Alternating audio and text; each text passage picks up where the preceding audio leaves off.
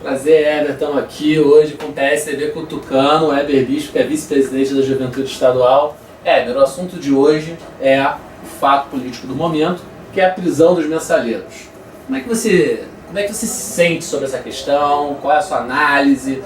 O que você está achando dessa história? Primeiramente, saudações a todos, saudações tucanas. Olha, é um momento emblemático, histórico, acima de tudo. Emblemático porque você vê o quê? A prisão de líderes partidários, principalmente o PT, que era um partido que tinha bandeira contra a corrupção e contra essas ações partidárias para benefício próprio, seja ele monetário ou de poder, hoje indiciados, julgados e condenados e presos. Isso é extremamente emblemático.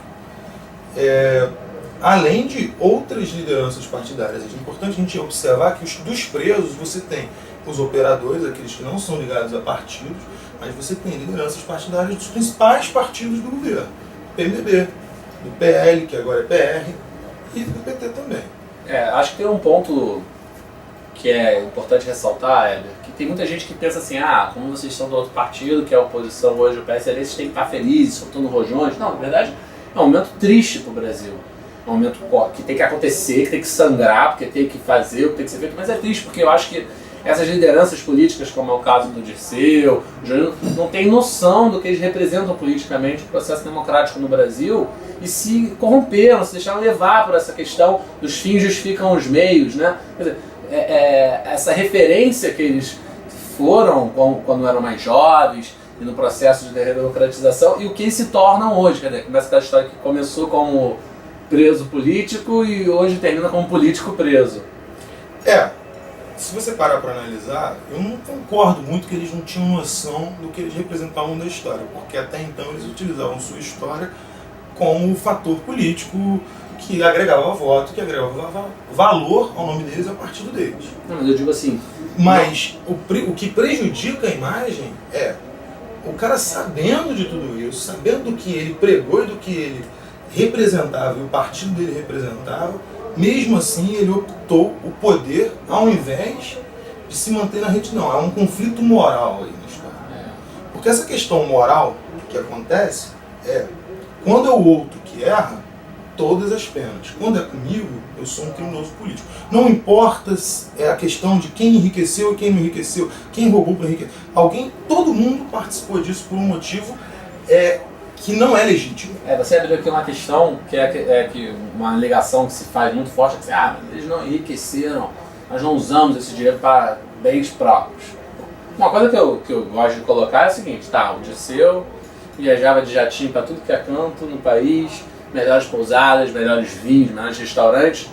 Qual é a vida profissional que o Dirceu? Quer dizer, empresário bem-sucedido, que ganhou muito dinheiro no mercado privado e depois virou político? Não é essa a história dele. Como é que pode ter um patrimônio desse tamanho e um custo de vida desse? A mesma coisa com o Genuíno. Quer dizer, na verdade, infelizmente, e não é só eles esse exemplo, a gente pode dar vários exemplos na questão de homens públicos no Brasil que viveram só essa questão do homem público e tem um patrimônio gigantesco, que não justifica. Pega todo ex-presidente, chegou a sair na Forbes e depois tiraram o nome dele, né?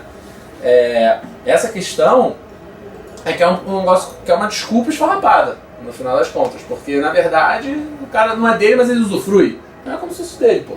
Não, a questão moral ela é tão...